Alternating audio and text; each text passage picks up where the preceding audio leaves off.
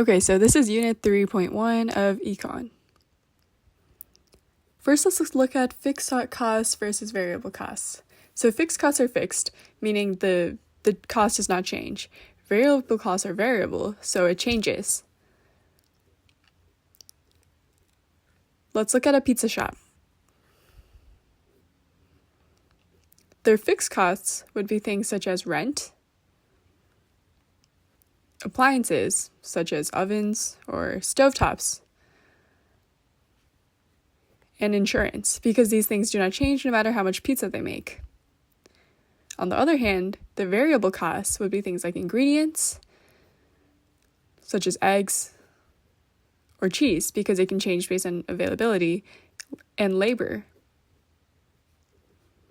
Next, let's look at short run versus long run production costs. So short run have fixed costs, meaning they do not change.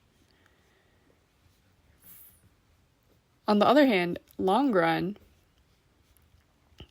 all resources are variable.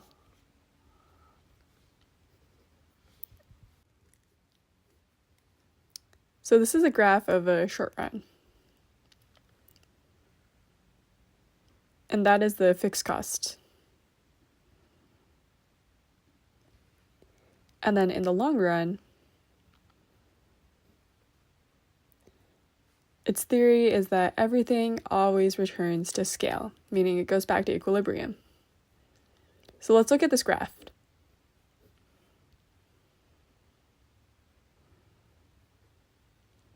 In this short run, this firm is making a profit because the total costs are beneath Mr. Darp. However, in the long run, more firms will join because they can see it's a profit-making business. And when that happens, the total cost goes up and it goes back to equilibrium because there are more firms. Now let's look at cost curves.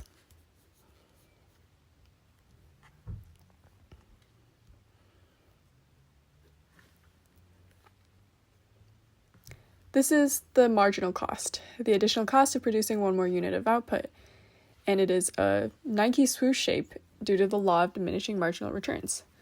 This is the fixed cost, and it is going lower over time because it doesn't change after you buy for the first time, usually. This is the total cost.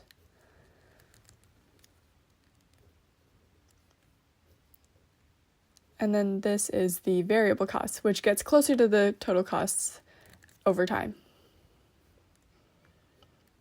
Now let's look at the shutdown rule. Say we have an ice cream shop.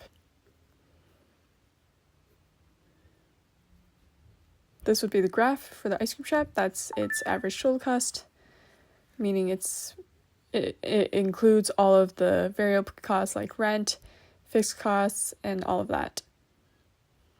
And it would be intersected at the lowest point. This is the shutdown point. Anything below this, if they sell their ice cream for less than their fixed cost, they need to shut down. Above it, you can continue. Below it, you can shut down. Now let's look at marginal costs and average total cost. This is the MCO curve. It intersects at the lowest point.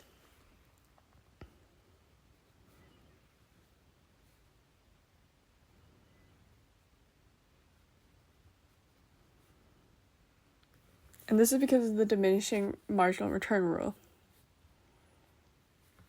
where additional inputs lead to marginal differences declining. And then there are economies of scale and diseconomies of scale. Economies of scale show average costs falling as output increases because of factors like adjustments, and then diseconomies of scale is where outputs are too large and average costs increase. Now let's look at a per unit tax. Now per unit tax, let's look back at the ice cream shop. So let's say it costs 50 cents for the shop to make one cone, but now there's a 25-cent per unit tax on making each cone. in the graph, the marginal cost and the total cost would both go up. And this would reduce the number of ice cream produced because it costs more to produce each individual unit of ice cream. On the other hand, a lump sum tax is a one-time tax, meaning it does not matter how much ice cream you sell, there's only going to be a tax one time.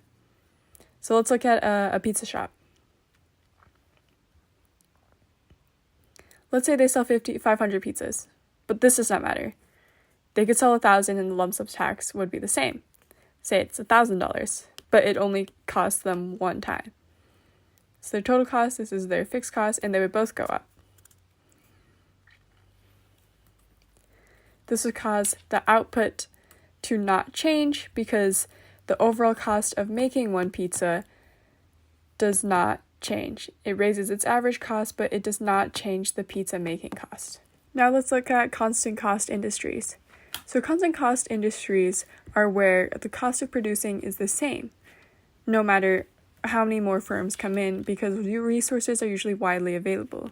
So an example would be the water market, water companies.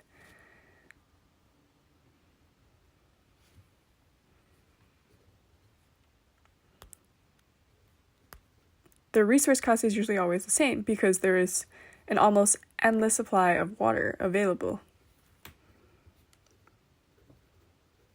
So let's say we have a company A and a company B. The amount of water that they individually need for their companies is so little compared to the overall resource of water that it doesn't change. So companies C, D, E, and F can all join and take their bit of water, and it would not change the supply cost of water because the supply is nearly endless. And that's Unit 3.1.